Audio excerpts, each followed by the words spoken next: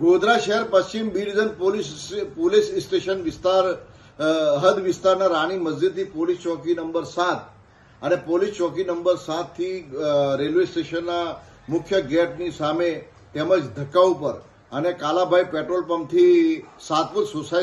Society સુધીના સમાજ અને વિસ્તારના અવર જવરના મુખ્ય માર્ગની આજુબાજુમાં રિક્ષાઓ,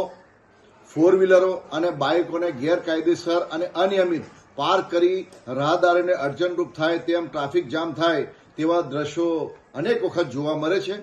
અને સમાજના આ મુખ્ય અવર જવરના માર્ગ ઉપર શાળાઓમાં મૂકવા જતા ઓટો રિક્ષાઓ, સ્કૂલ વાનો, શબવાહિનીઓ અને એમ્બ્યુલન્સ જેવા તેમજ રાહદારીને ભારે હાલાકી અને મુશ્કેલીઓનો ભોગ બનવું પડે છે। ત્યારે પંચમહાલ જિલ્લામાં કોન્સ્ટેબલથી લઈને ASI, PSI, PI, DYSP, SDPO અને એસપી જેવા કર્મઠ અને કાર્યકુશળ અધિકારીઓ મળ્યા હોય તેમજ કાયદો અને વ્યવસ્થા, શાંતિ, સલામતી, સેવા, સુરક્ષા બાબતે સ્વર્ણયુગ ચાલતો હોય અને બી ડિવિઝનના બાહોશ કર્મઠ કાર્યકુશળ પીઆઈ માન્ય શ્રી રાહુલ કે રાજપૂત સાહેબ ફરજ બજાવતા હોય ત્યારે હું સમગ્ર સમાજ વતી વિનંતી કરું છું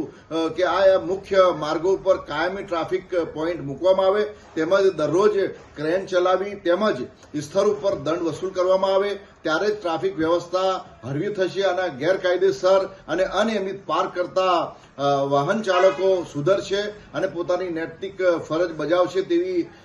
સમગ્ર સમાજની લાગણી અને માંગણી સાથે હું રમજાની જુજારા, સામાજિક અગ્રણી, ધારાશાસ્ત્રી, ગુજરાત હાઈકોર્ટ।